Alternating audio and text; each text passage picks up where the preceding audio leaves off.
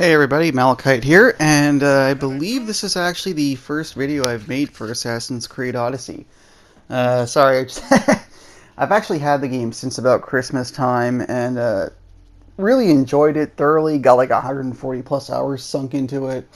I don't know, just never got around to really making any videos for it though.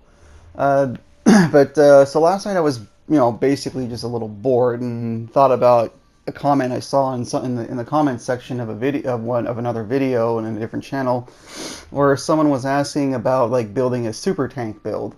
So last night I decided to try one out, and surprisingly enough, it works. Oh my god, it is like literal God mode. You cannot die with this build. It's crazy, and it's only going to get even stronger in the next patch.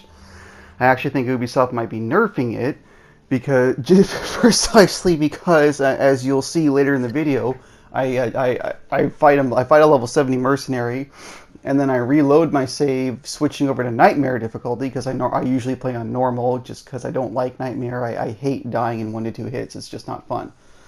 But no, even on nightmare difficulty, level 70 mercenary at a few points in the fight literally could not even damage me. It's that strong. Now, of course, the obvious caveat to this build and why I actually don't recommend you guys do this is that it's overly defensive. Like, it takes forever and a day to kill things. Although, I suspect they can actually change that up fairly easily because there's a number of perks and choices in here that I went with just because I was trying to make a pure super tank that are kind of like, well, just frankly unnecessary. So, like, the crux on the build is it utilizes the Greek hero set, which gives you minus 30% resistance to all damage, which first is flat out insane just by itself, because that means you're straight up just taking only 70% damage that you normally would. And then in addition to that, I've got the helmet has the chance to ignore damage on it, which also stacks with the mastery ability for that, which I have maxed out. So that's 48%. I believe that's 48% right there because I'm level 70, and then an additional 28, capping me at 76% thanks to the Staff of Hermes Trismegistus, which also has the legendary ability to give you a shield worth 30% of your hit points when you're struck. So, even if you do take damage, there's always that chance that you get you get a free shield. Like, it's so stupid. And then on top of that, I have I've got the Staroph's bow for the additional 20 health and armor. And then I've used the Judgment of the Lion for the recover 10% health on parry, which is one of the things I'm actually thinking of getting rid of because it's overkill. Likewise, for the legendary perks I have put on my weapons, I have the low chance to stun, which is insane, and I don't know how many people are aware of this. I suspect word's gotten out by now. But when you use Ring of Chaos, it actually has like an abnormally high chance to proc that ability for whatever reason. If somebody can figure that out, like if there's like a high proc coefficient or something on that, please post that in the comments. I'm curious. But yeah, I'd say like almost every other time I use Ring of Chaos on a group of enemies, they get knocked away, knocked on their butts from the effect, but then they don't get up right away because the stun perk that I engraved on the weapon triggers, so they're just down on one knee for like 10 seconds. It's nuts. It's absolutely crazy amount of crowd control. And what else? Oh yeah. So then I also have the recover 10% cooldown on parry, which I probably won't keep because from my experience, from what little I've played on Nightmare and from others who play on it regularly, is that parrying is actually pretty bad due to the extremely reduced window that your guard is actually up. So I may swap that for a more damaging thing, chiefly would be the 30% armor penetration. That would make a huge difference in time to kill. And then the other thing I have that I will not get rid of though is the flat out 25% reduced cooldown. That is just golden to have. So for my mastery points, I put just a couple of points into lifesteal, may actually remove that. I've also got, again, the cooldown reduction. Oh, the two big things that also really work to make this help to make this build work are on the feet. I use the poison weakening effect and damage legendary ability, because poison is nuts. It further reduces the damage that enemies deal and increases the damage they take. So that's a natural fit for like a tanky build.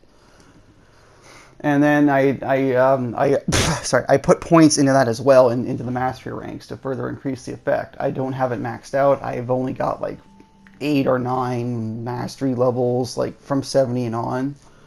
So one thing I was considering was to use the poison dagger skill, just so I don't have to mess around constantly reapplying the poison ability. But I figure it's probably better to just put the full 3 ranks into it, so it has no cooldown, so you just have full uptime. You can do whichever suits you best. Like guaranteed poison damage, and without having to fiddle around with that in the middle of a fight, could be handy. But again, you're pretty much not taking any damage ever anyway. So one thing you'll notice that I don't do in here is increase elemental resistance, which seems like a no-brainer, except that it's really mostly pointless. I don't know why anyone would even actually bother with that. The reason being, you're first of all, even on like, okay, I play on normal mostly, but still, I almost never get set on fire or poisoned.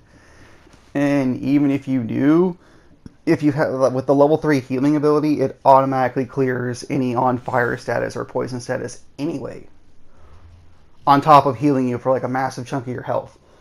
The other thing I put in there too was the recover health on adrenaline use, which I realized later is actually completely pointless, because again, with the fully upgraded Spear of Leonidas, you get 10% anyway from that, plus like the adrenaline, that self-heal ability heals you for like 50 or 60% of your max life when you use it.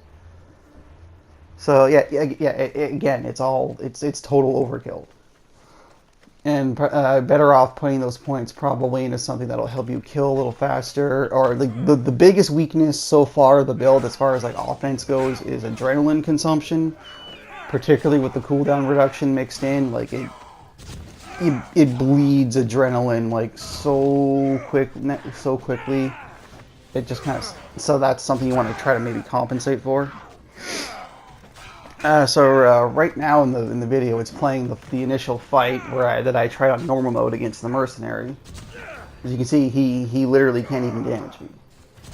I forgot to use my poison until a little later in the fight, but you'll see coming up right after this, I'll reload my save, switch over to nightmare mode, and yeah, he just cannot do a thing to me. It's crazy. The other nice thing about using the staff is that since it's a spear, it gives you a little more range than you'd normally have, and the overpower on it is quite nice.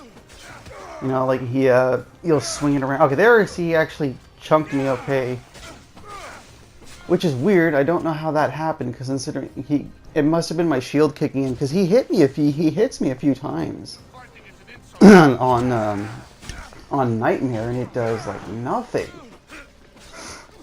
So actually, let's talk about that too. So one of the biggest things that makes this build work on top is like I have like 140,000. I have 140,000 hit points because of because of my armor perks. And what else? My armor perks, a couple of points in mastery. I believe there was one other thing. And then on top of that, I've got massive armor. And then all the resistances, so it all stacks together. Crap, where was I with that? But the Jeebus, totally lost my place. Alright, right, sorry about that. Yeah, just kind of doing this all in one shot on the fly. Yeah, so I got my armor perks, I got like I think there's a passive bonus from the Spear of Leonidas, and then there's like other bonuses. Anyway, so yeah, I've got like 140k hit points, I've got like 20 24, 26 some thousand armor, which is nuts, plus all the resistances and everything else. And then there's the ignore half damage, which is the other thing that's crazy. That's actually probably the most that alongside the 30% resist all are like the two most important aspects of the build. I'm tempted to see how it functions without the armor and using something else instead. But those two are the biggies. The 30% all resist, which is straight up lowering all damage I take down to 70% of what it would normally be, and then on top of that, I have a 78% chance to only take half of that damage after the fact. And with the next update that's coming, they're going at once you hit level 90, they're raising the cap to 99, and once you hit 91, you get your tiers, your perks upgrade to tier 10, which means that the ignore all damage will go up from 20, it will go up another 4%, I believe it is, because it's 28 right now, so yeah, so it's 4% per rank, so you're going to gain another 12%. It's going to cap at 100% with my current setup. So that means guaranteed I will always ignore half of all incoming damage. And that's before, I'm pretty sure that applies before the resistances he may apply. I'm not sure about the calculation or if that even matters. Point is, that's nuts. Like, the survivability on this build is absolutely just phenomenally stupid. Like, you cannot die.